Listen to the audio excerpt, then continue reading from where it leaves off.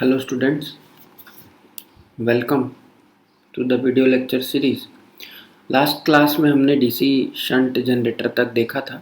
यहाँ पर मैं एक चीज़ आपको बताना ऐड करूँगा कि ये जो ब्रशेज़ हैं, ठीक है, हमने यहाँ तक डिराइव कर लिया था।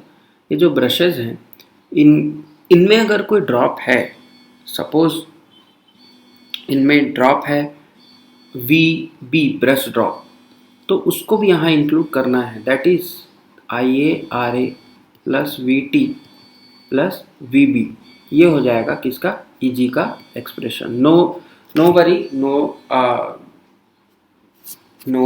That is not important, but कभी कभी क्वेश्चन में ये VB दिया रहता है, तो अगर आप नहीं भी लिखेंगे तो भी चल जाएगा। Now third generator, that is compound generators, ठीक है, ये तीसरा टाइप है। अब कंपाउंड जनरेटर्स जो हैं उसमें दो तरीके से इसे बनाया जा सकता है। देखिए, कंपाउंड जनरेटर्स को हम दो भाग में बांट सकते हैं। One is short shunt and one is long shunt. ये दोनों का मतलब क्या है? हमारे कंपाउंड मशीन बोलने से ये मतलब है कि इसमें सीरीज प्लस शंट दोनों ही फील्ड जो है वो रहेगी। इसका मतलब हमारी जो मशीन बनने वाली है, जैसा हमने बनाया था, उसमें सबसे पहले आप देखिए कि ये जो मेरा ये फील्ड बन गया, ये आर्मेचर हो गया, ये जस्ट क्या है, आपका सीरीज मशीन बन गई कि अब सीरीज वाइंडिंग होगा। अब शंट वाइंडिंग मुझे यहाँ जोड़ना है, तो मेरे पास दो ऑप्शन है। या तो मैं इस टर्मिनल से जोड़ सकता हूँ पूरा, या फिर मैं इस टर्मिनल से जोड़ सकता हूँ ऐसा। तो अगर हम इसको शॉर्ट शंट बोल रहे हैं, इसका मतलब हमने क्या किया, हमने केवल आर्मेचर के क्रॉस, ये देखिए यहाँ बस केवल आर्मेचर के क्रॉस इसे जोड़ा है, तो ये शॉर्ट शंट ये वाला। और अगर हम इसे पूरे सप्लाई के क्रॉस जोड़ रहे हैं, दैट इज़ लॉन्ग शंट। ये शॉर्ट शंट, ये लॉन्ग शंट। तो ये डिफरेंस है दोनों ही मशीनों में। तो एक एक करके हम दोनों मशीन के बारे में डेरिवेशन करेंगे। तो सबसे पहले हम देखते हैं कि शॉर्ट शंट। तो next our topic is short shunt compound generator. जैसा मैंने अभी आपको बताया, शॉर्ट शंट का डायग्राम कैसा हो जाएगा, तो चाहे आप किधर से भी बनाएं, इसे ज़रूरी नहीं है कि सेम बनाना है, ठीक है, आप इधर से भी बना सकते हैं। ये चीज़ इम्पॉर्टेंट है कि जो शंट फील्ड होगा वो कहाँ जुड़ेगा, वो हमारे आर्मेचर के अक्रॉस जुड़ेगा, ठीक। अब कुछ नेमिंग यहाँ हम देख लेते हैं। तो ये तो क्या हो जाएगा, ये हो जाएगा हमारा टर्मिनल का voltage VT, that is plus and minus. यहाँ करंट डिलीवर होगी, that is line current IL। ये जो रेजिस्टेंस है, ये RSE सीरीज फील्ड रेजिस्टेंस, और ये जो है वो RSH शंट फील्ड रेजिस्टेंस है। यहाँ पर जनरेट क्या होगा, plus minus EG back generated EMF, armature resistance will be RA। यहाँ से जो करंट जनरेट होगी वो होगी IA आर्मेचर करंट। और ये जो करंट है ये दो भाग में यहाँ बटेगी। ये जंक्शन है, यहाँ से दो भाग में बटेगी। एक करंट इधर जाएगी इस ब्रांच में और दूसरी लाइन की तरफ। तो ये जो इधर जाएगी शंट फील्ड ब्रांच में, उसे हम ISH बोलेंगे, शंट फील्ड करंट। सपोज यहाँ से यहाँ तक का जो वोल्टेज है, this voltage across the armature is suppose V'। अब हम इतने सारे चीज उसमें कर चुके हैं। मैं नाम फिर से नहीं लिखूंगा, सबको आप नोट्स में दिया हुआ है, आप लोग वहाँ से देख लेंगे, ठीक है। तो अब यहाँ थोड़ा सा हमको ध्यान देना है। कैसे? ये जो हमारा ब्रांच है, दैट इज़ द V'। तो यहाँ पर ISH की जो वैल्यू है, हमने देखा था ISH यहाँ का वोल्टेज क्या है, हमने सपोज किया है V'। तो क्या मैं ISH current is equals to लिख सकता हूँ I is equals to V' upon RSH? ये लिख सकते हैं, बिल्कुल लिख सकते हैं, क्योंकि यहाँ का रेजिस्टेंस है RSH और यहाँ का वोल्टेज कितना लिए हैं, V'। नाउ वी डैश का वैल्यू हम निकालेंगे। वी डैश की वैल्यू कैसे निकालेंगे, तो यहाँ देखिए जनरेटेड ईएमएफ इज ईजी, यहाँ पर हम क्या निकाल देंगे, यहाँ पर हम सीधा सीधा एक लूप चला देंगे। तो ईजी का जो वैल्यू है, ईजी इज इक्वल्स टू, या फिर इसको मैं ऐसा लिखता हूँ, इसको मैं थोड़ा सा चेंज कर देता हूँ। यहाँ से हम स्टार्ट करते हैं कि यहाँ से लिखते हैं, तो माइनस ऑफ ईजी लिखूँगा मैं, ठीक है, प्लस क्या इसमें ऐड होगा, IA RA ड्रॉप होगा, यहाँ से ड्रॉप होगा। अगर ब्रश ड्रॉप लिखना है तो वो भी लिख लीजिए, VB प्लस VB। देन यहाँ पर हम चलेंगे, तो ये जो वोल्टेज है इसका टोटल कितना है, V डैश है, तो that is equal to plus V dash equal to क्या लिखेंगे, 0 लिखेंगे। इस वोल्टेज, इस लूप के लिए नहीं बोलूँगा, इस ब्रांच के लिए। तो V डैश की जो वैल्यू आएगी वो आएगी EG minus IA RA minus VB। ये चीज़ अगर आपको समझ आ रही है, मतलब आपके सर्किट के कंसेप्ट बहुत अच्छे हैं, क्लियर। तो V dash is equals to क्या हो जाएगा, EG minus IA RA minus VB। यहाँ का वोल्टेज हमने निकाल लिया V डैश। इस V डैश की वैल्यू को यहाँ पुट करके आप ISH निकाल सकते हैं। देन यहाँ पर देखिए अगेन हम क्या लिख सकते हैं, IA is equals to ISH plus IL, ठीक। अब IL की वैल्यू यहाँ से आपको या तो क्वेश्चन में गिवन होगी, या आप ISH की वैल्यू को यहाँ पुट करके निकालेंगे, जैसा भी है। ये सारे इक्वेशन आपको वहाँ पर काम आने वाले हैं, 1 2 ये 3। अब हम लिखते हैं इस पूरे एक्सप्रेशन के लिए जहाँ टर्मिनल वोल्टेज और EG मिलेंगे। तो यहाँ पर अब मैं लूप चलाऊँगा, तो that will be equal to minus of EG plus IA RA plus ILRSE, इसको कैपिटल ही रहने दीजिए, ILRSE यहाँ का ड्रॉप, और प्लस हो जाएगा VT इक्वल टू 0। तो इसको मैं क्या लिख सकता हूँ, that is VT is equals to, या EG को इक्वल लिख देते हैं, VT ना लिख करके इसको क्या लिख देते हैं हम, EG के बराबर लिख देते हैं। तो इसको लिख देंगे EG is equals to VT plus IA RA plus ILRSE plus of VB। यहाँ ब्रश ड्रॉप भी ले लो, चलो VB ले लो। तो ये जो इक्वेशन आया, ये मेरा फाइनल जनरेटेड EMF का इक्वेशन है for the compound, short shunt compound machine. I think ये आपको क्लियर है। देन हम चलते हैं हमारे लॉन्ग शंट की ओर। Long shunt is somewhat easy. Long shunt compound generator, long shunt थोड़ा सा आसान है। लॉन्ग शंट के लिए अगर डायग्राम की देखें तो इट इज़ वेरी सिंपल। यहाँ से आप ये सीरीज़ बना दीजिए, यहाँ से आप ये आर्मेचर बना दीजिए, और लॉन्ग शंट आपको कनेक्ट करना है, तो ये आपका हो जाएगा लॉन्ग शंट, क्लियर। अब मैं नाम लिख देता हूँ, plus and minus VT terminal voltage, then it will be IL, यहाँ से जो जाएगा वो होगा IA, क्योंकि देखिए यही RA होगा, यहाँ EG होगा, और यहाँ पर मान लीजिए कि ब्रश ड्रॉप है, दैट इज़ VB, ये RSH हो जाएगा, यहाँ से जाएगा ISH। अब डिफरेंस क्या है कि ये जो यहाँ पर का जो वोल्टेज होगा इस वाइंडिंग के across, that is shunt field winding, वो पूरा का पूरा क्या होने वाला है, VT ही होने वाला है, पैरेलल में लगा हुआ है, बस यही डिफरेंस है। तो हम सीधा सीधा लिख सकते हैं ISH is equals to VT by RSH, yes.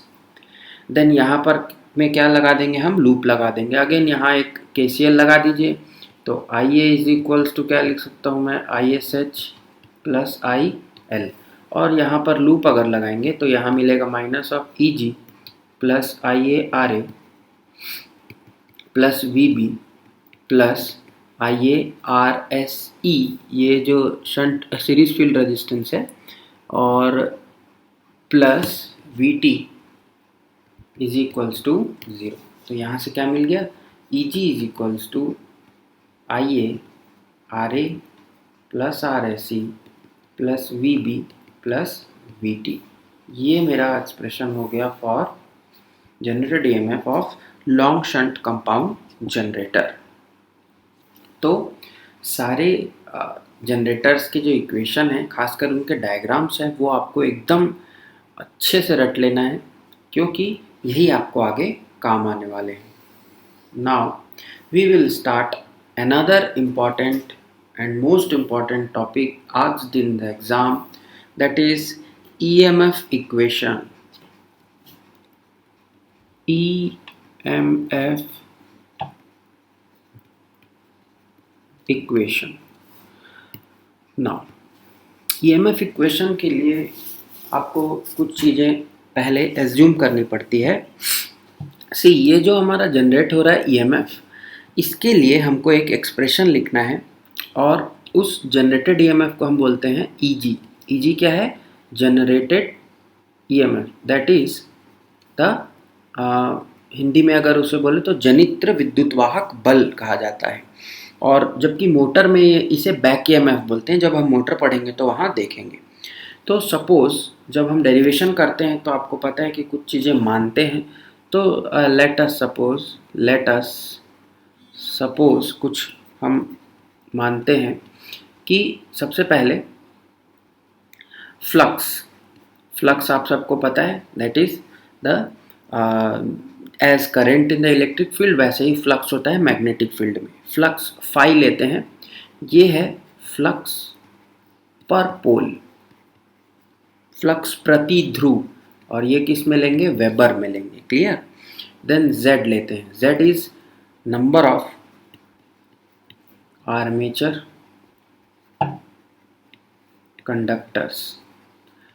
Conductors आप सभी समझते होंगे, आर्मेचर में लगने वाले चालकों की संख्या है Z, कैपिटल Z है ये। देन हम लेते हैं N तो आपको पता होगा स्पीड है, आर्मेचर की गति है, किसमें होगा ये? RPM में होगा।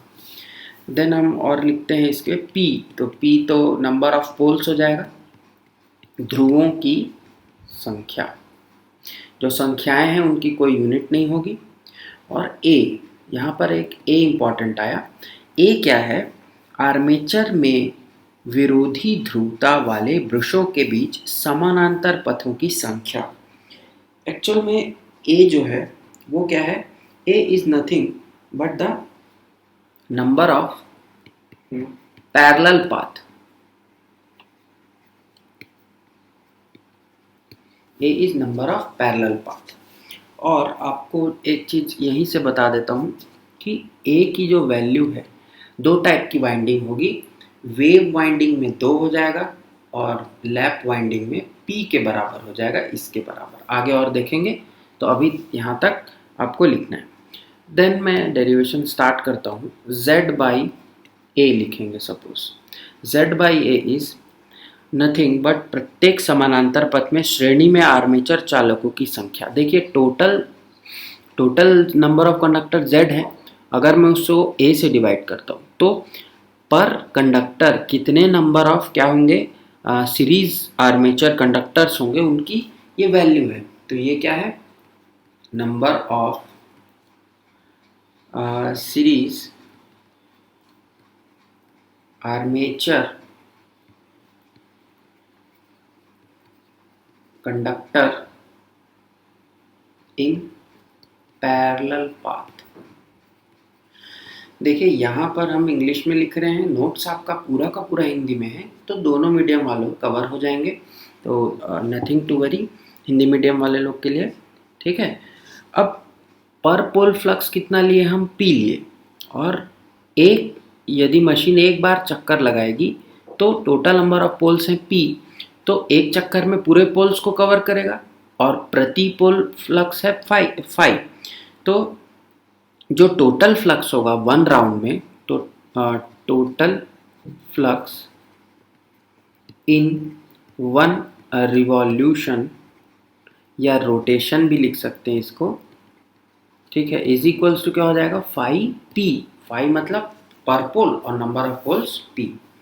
अब जो हमारा वो इक्वेशन है जनित वोल्टेज प्रति चालक, ठीक है, तो जो ईएमएफ इक्वेशन है E that is equals to क्या होता है, D phi by D T होता है, D phi by D T volt होगा ये।